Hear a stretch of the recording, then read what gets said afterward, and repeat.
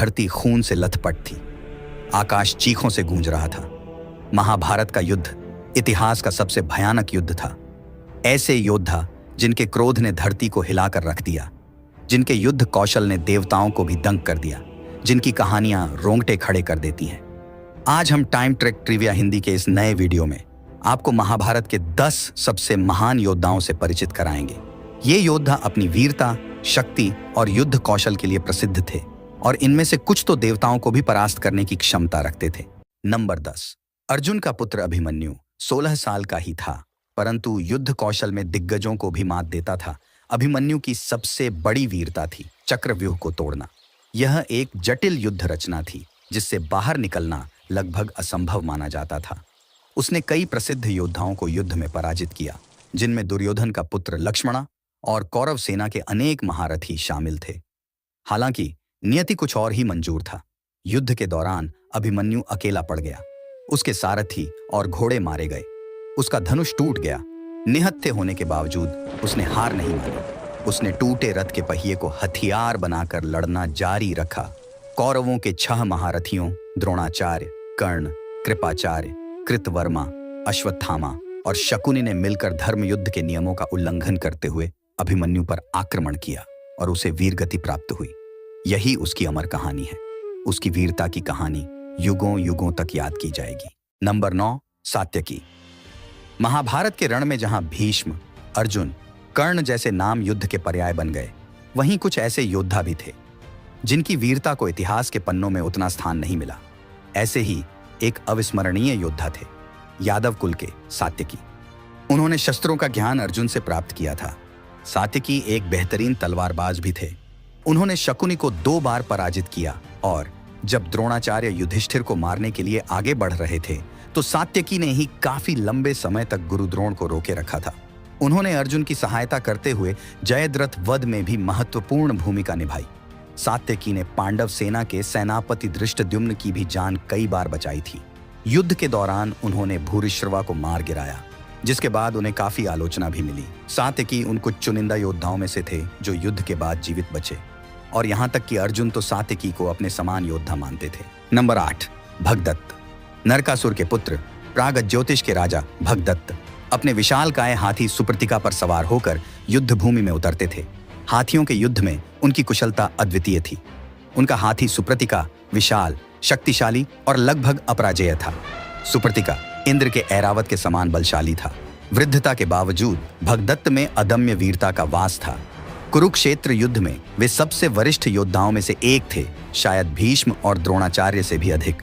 उनका सामर्थ्य ऐसा था कि वे भीम और घटोत्कच जैसे शक्तिशाली योद्धाओं को भी परास्त कर सकते थे।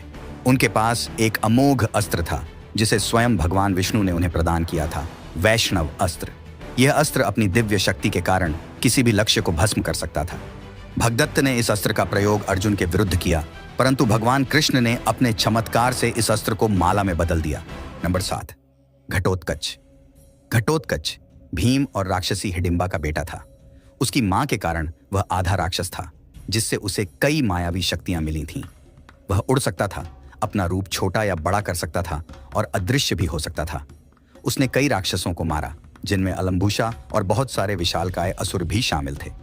दुर्योधन ने कर्ण से घटोत्कच को मारने की गुहार लगाई, क्योंकि घटोत्कच के हमलों से पूरी कौरव सेना नाश के कगार पर पहुंच चुकी थी। कर्ण के पास भगवान इंद्र द्वारा दिया गया वासुकी शक्ति नाम का दिव्य अस्त्र था, लेकिन वह इसे सिर्फ एक बार ही इस्तेमाल कर सकता था और कर्ण इसे अपने प्रतिद्वंदी अर्जुन के लिए बचाकर रखना चाहता था। मगर दुर्योधन को मना नहीं कर पाने के कारण कर्ण ने वासुकी शक्ति का इस्तेमाल करके घटोत्कच को मार डाला। ऐसा कहा जाता है कि जब घटोत्कच को लगा कि वह मरने वाला है तो उसने बहुत बड़ा रूप धारण कर लिया।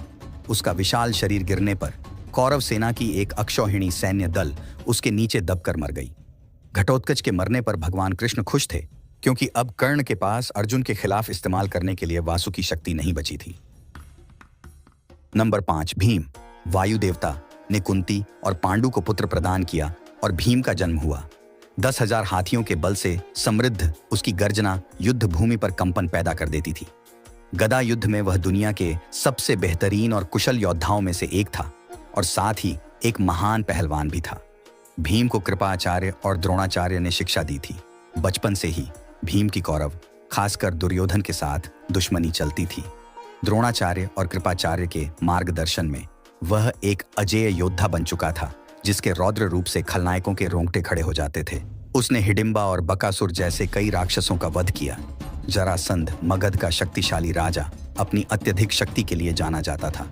भीम ने जरासंध को कुश्ती में पराजित किया और उसे बीच से फाड़कर मार डाला। किचक द्रौपदी को परेशान करने का प्रयास करता था। भीम ने उसे फर्श पर पटक पटक की मार डाला। कुरुक्षेत्र युद्ध में भीम ने 100 के 100 कौरव भाइयों को मार डाला। युद्ध के अंतिम दिन भीम ने दुर्योधन से युद्ध किया और अपनी गदा से उसकी दोनों जंघाओं पर प्रहार किया। इस प्रकार उसने द्रौपदी के चीरहरण के समय ली गई प्रतिज्ञा को पूरा किया। नंबर 5, द्रोणाचार्य और कृपा के तप से जन्मा अश्वत्थामा युद्ध में गरजता तूफान था। उसके माथे पर अलौकिक तेजस्वी मणि जगमगाती थी, जो उसे भूख, प्यास, थकान और बीमारियों से बचाती थी, जिससे वो लगभग अजेय हो गया था। अश्वत्थामा के पास दिव्य अस्त्रों का भरमार था। उसके तरकश में ब्रह्मांड को नष्ट करने वाला ब्रह्मास्त्र और सृष्टि को लील लेने वाला नारायणास्त्र जैसे महाविनाशकारी शस्त्र थे। युद्ध के 14वें दिन उसने राक्षसों की एक पूरी सेना को मार डाला, जिसमें घटोत्कच का पराक्रमी बेटा अंजना पर्वन भी शामिल था। उसने घंटोत्कच को भी हरा दिया और उसके माया जाल को तोड़ दिया। साथ ही उसने घटोत्कच की एक अक्षौहिणी सेना को भी नष्ट कर दिया था। अश्वत्थामा का सबसे कुख्यात कार्य युद्ध के 18वें रात का ढावा था, जहां उसने सोते हुए द्रौपदी के पुत्रों का भीषण हत्याकांड किया था। वहां उसने धृष्टद्युम्न और शिखंडी को भी मार डाला, जो कि युद्ध के नियमों के विरुद्ध था। नंबर 4, गुरु द्रोणाचार्य, कौरवों और पांडवों के राजगुरु।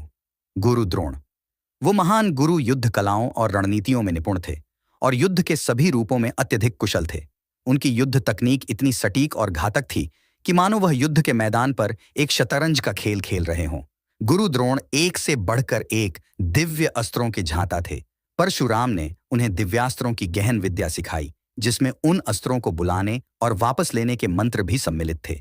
द्रोण की शस्त्रागार में ब्रह्मास्त्र, ब्रह्मशिर, नारायणास्त्र, रुद्र, अग्नेय, वज्र जैसे अनेक शक्तिशाली अस्त्र थे। उनके पास ब्रह्मा की अजेय खड्ग भी थी, जिसे देवताओं ने असुरों के संहार के लिए निर्मित किया था। इस खड्ग को असी कहा जाता था और यह मान्यता थी कि जो कोई भी इसे धारण करता वह अजेय हो जाता। युद्ध के 13वें दिन द्रोणाचार्य ने अपनी चतुराई से चक्रव्यूह का निर्माण किया, जिसका उद्देश्य युधिष्ठिर को बंदी बनाना था। उन्हें पता था कि केवल अर्जुन और कृष्ण ही इस व्यूह को भेदने की कला जानते हैं। अभिमन्यु को इस व्यूह को भेदने का ज्ञान तो था, परंतु वापस निकलने का मार्ग उन्हें मालूम नहीं था। इसी चक्रव्यूह में अभिमन्यु को अधर्मी तरीके से मारा गया था। गुरुद्रोण ने ब्रह्मास्त्र जैसे दिव्यास्त्रों का प्रयोग सामान्य सैनिकों के खिलाफ किया, जो कि युद्ध नीति के अनुसार अनुचित था। नंबर 3, अर्जुन।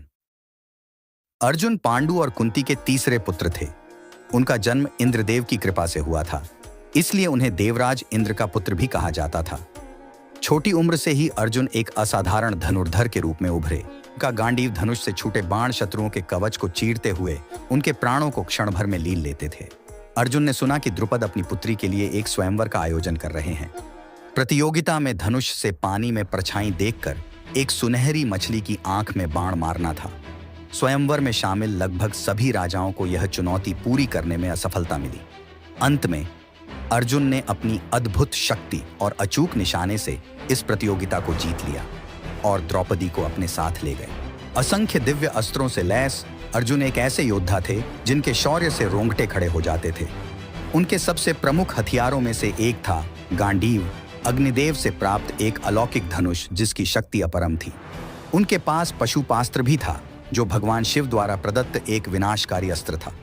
पशुपतास्त्र, वो अस्त्र जिसके नाम में ही कंपन था। महादेव का प्रलयंकारी वरदान, जिसका स्पर्श विनाश का पर्याय था। ब्रह्मास्त्र, सृष्टि के रचयिता का ही विनाश का मंत्र। आधुनिक परमाणु अस्त्र के समान अर्जुन के ही अस्त्रों में से एक था। उनके शस्त्रागार में अन्य भयानक अस्त्र भी शामिल थे, जैसे इंद्रास्त्र, जो वज्रपात का प्रहार करता था, अग्नि वर्षाने वाला अग्नि अस्त्र और जल का आह्वान करने वाला वरुणास्त्र। ये दिव्य अस्त्र न केवल शक्तिशाली थे, बल्कि देवताओं के अनुग्रह और अर्जुन के आध्यात्मिक बल के भी प्रतीक थे। ये अस्त्र ऐसे थे मानो युद्ध भूमि पर स्वयं देवता अर्जुन के साथ खड़े हों। महाभारत के अनुसार युद्ध के 10वें दिन शिखंडी और अर्जुन दोनों एक ही रथ पर सवार थे और दोनों ने भीष्म से युद्ध किया। भीष्म ने शिखंडी पर बाण नहीं चलाए क्योंकि वे एक क्लीब थे। अर्जुन ने इस अवसर का भरपूर लाभ उठाया। अर्जुन ने शिखंडी की आड़ में भीष्म को बाणों से घायल कर दिया, जिससे वे युद्ध भूमि में शरशैया पर लेट गए। युद्ध के 12वें दिन अर्जुन ने अपनी अतुलनीय धनुर्विद्या से प्रागज्योतिष के शक्तिशाली राजा भगदत्त और उनके विशालकाय हाथी सुप्रतिका को मार गिराया। युद्ध के 14वें दिन अर्जुन ने कौरव सेना में घुसकर 2 अक्षौहिणी सेना का संहार किया। अंत में उन्होंने जयद्रथ का सिर भी धड़ से अलग कर दिया। इसी दिन उन्होंने इंद्रास्त्र का प्रयोग करके कंबोज राज्य के राजा सुदक्षिण को भी मार गिराया। युद्ध के 17वें दिन अर्जुन और कर्ण के बीच होने वाली महानतम लड़ाई की प्रतीक्षा सभी को थी। जब यह भयानक मुकाबला हुआ तो दोनों ओर से अपरिमित शक्ति के साथ बाणों की वर्षा की गई। जब कर्ण बिना किसी शस्त्र के रह गए, तब अर्जुन ने दिव्य अस्त्र अंजलिकास्त्र के प्रयोग से उनका अंत कर दिया। नंबर 2, कर्ण। महाभारत में कर्ण एक ऐसा वीर था जिसकी कहानी दिल को चीर देती है। क्रूर भाग्य और अन्याय की जंजीरों में जकड़ा हुआ वह प्रेम का भूखा योद्धा था, पर मित्रता के लिए वो अपना सर्वस्व न्योछावर करने को तैयार था। सूर्यदेव के अंश से जन्मा कर्ण अपने दिव्य कवच और कुंडलों से अलंकृत था। ये वरदान उसे जन्मजात अमरत्व प्रदान करते थे। कर्ण के पास भार्गवस्त्र नाम का एक विनाशकारी अस्त्र था जो उसने अपने महान गुरु परशुराम से प्राप्त किया था। युद्ध के 17वें दिन उसने पांडव सैनिकों के लाखों सैनिकों को मारने के लिए भार्गवस्त्र का आह्वान किया। विजय धनुष भगवान शिव का अमोघ ऐसा धनुष जिसे कोई भी अस्त्र चीर नहीं सकता था। कर्ण एक महान दानी था, कोई भी उसके पास से खाली हाथ नहीं लौटता था। उसने अपने जन्मसिद्ध दिव्य कवच तक दान कर दिए, मानो दान ही उसका धर्म था। एक बार कर्ण ने दान देने में अपनी अदम्य क्षमता का परिचय दिया। उसने दान के लिए अपने कवच और कुंडल तक दान कर दिए। इससे प्रभावित होकर देवराज इंद्र ने कर्ण को वासवी शक्ति प्रदान की। इंद्र ने कहा, इस अस्त्र से तुम देवताओं, असुरों, राक्षसों, यक्षों, किन्नरों और सर्पों में से जिसे भी मारना चाहो निश्चित रूप से मार सकते हो, लेकिन इसे सिर्फ एक बार ही इस्तेमाल किया जा सकता था। कर्ण के पास ब्रह्मास्त्र भी था। हालांकि विडंबना यह थी कि कर्ण को अपने गुरु परशुराम जी का श्राप था। श्राप के कारण युद्ध के निर्णायक क्षण में जब उन्हें ब्रह्मास्त्र की सबसे ज्यादा जरूरत होगी तो वे इसके मंत्र भूल जाएंगे। अर्जुन के साथ अपने अंतिम युद्ध में खून सूख चुका था, बदन तीरों से छलनी था, मानो भाग्य के सारे तीर एक साथ उस पर बरस रहे हों। रथ कीचड़ में धंसा हुआ था, मानो युद्ध भूमि खुद ही उनका साथ छोड़ रही हो। उन्होंने ब्रह्मास्त्र का प्रयोग करने का प्रयास किया, लेकिन परशुराम जी के श्राप के कारण वे इसके मंत्र को भूल चुके थे। वासवी शक्ति भी घटोत्कच पर खर्च हो चुकी थी। ऐसा लग रहा था मानो भाग्य उनका मजाक उड़ा रहा हो। जब वे रथ का पहिया निकालने के लिए नीचे उतरे तो उन्होंने युद्ध रोकने के लिए अर्जुन से निवेदन किया। युद्ध के नियमों के अनुसार ऐसा करना सही नहीं था, लेकिन कृष्ण ने अर्जुन को युद्ध जारी रखने के लिए प्रेरित किया। उन्होंने तर्क दिया कि कर्ण ने पहले ही युद्ध के नियमों को तोड़ दिया था जब उन्होंने अभिमन्यु वध किया था। नंबर 1, भीष्म। भीष्म पितामह के नाम से पूज्य गंगापुत्र, जिन्होंने अपने पिता के सुख के लिए जन्मसिद्ध सिंहासन को ठुकरा दिया और आजीवन ब्रह्मचर्य का व्रत लेकर अग्नि की तरह तपते रहे। इस अद्वितीय त्याग के कारण उन्हें भीष्म की उपाधि मिली और साथ ही अपने पिता शांतनु से उन्हें वह वरदान प्राप्त हुआ। उन्हें इच्छा मृत्यु का वर भी मिला, यानी उनकी मृत्यु का समय उनके ही इशारों पर नाचता था। भीष्म और परशुराम की लड़ाई महाभारत की एक प्रमुख घटनाओं में से एक है। एक भयंकर युद्ध छिड़ा। भीष्म अपनी प्रतिज्ञा की धार पर अडिग वज्र की तरह खड़े रहे। 23 दिनों तक युद्ध गर्जा दिव्य शस्त्रों का प्रलय बरसाता रहा। गंगा ने उन्हें रोकने की कोशिश की, लेकिन असफल रही। युद्ध के 24वें दिन भीष्म ने परशुराम के खिलाफ प्राशस्त्र का इस्तेमाल करने का प्रयास किया, लेकिन दिव्य अर्षि नारद और देवताओं ने हस्तक्षेप किया और विनाशकारी शस्त्रों के इस्तेमाल पर चिंता व्यक्त की। कुरुक्षेत्र के महारण में कौरव सेनापति के रूप में भीष्म खुद युद्ध नहीं बल्कि विनाश का पर्याय बन गए। 5 पीढ़ियों को पार कर चुके वृद्ध भीष्म उस युद्ध में ऐसे लड़े मानो युद्ध का देवता खुद युद्ध भूमि पर अवतरित हो। हर रोज 10,000 सैनिकों और 1,000 रथों को रौंदते हुए वे आगे बढ़ते रहे। युद्ध से पहले कृष्ण ने वचन दिया था कि वे हथियार नहीं उठाएंगे, मगर भीष्म का रौद्र रूप देख अर्जुन भी विचलित हो उठे। एक बिंदु पर जब अर्जुन असहाय हो गया और मृत्यु के खतरे का सामना कर रहा था, कृष्ण युद्ध क्षेत्र में कूद पड़े और भीष्म पर रथ का पहिया फेंकने के लिए दौड़े। भीष्म वो वीर थे जिसने भगवान को भी अपना वचन तोड़ने पर विवश कर दिया। 10वें दिन के युद्ध में अर्जुन शिखंडी के सारथी बनकर उनके साथ गए। दोनों मिलकर भीष्म से लड़ने गए। भीष्म पितामह ने स्त्रियों पर शस्त्र न उठाने की प्रतिज्ञा ली थी। जब उन्होंने शिखंडी को देखा तो स्त्री समझकर उन्होंने अपने हथियार रख दिए। इस मौके का फायदा उठाकर अर्जुन ने शिखंडी को अपनी ढाल बनाकर भीष्म पर बाणों की वर्षा कर दी। भीष्म पितामह लड़ाई न कर पाए और अर्जुन के बाणों से छलनी होकर बाणों की शैया पर लेट गए।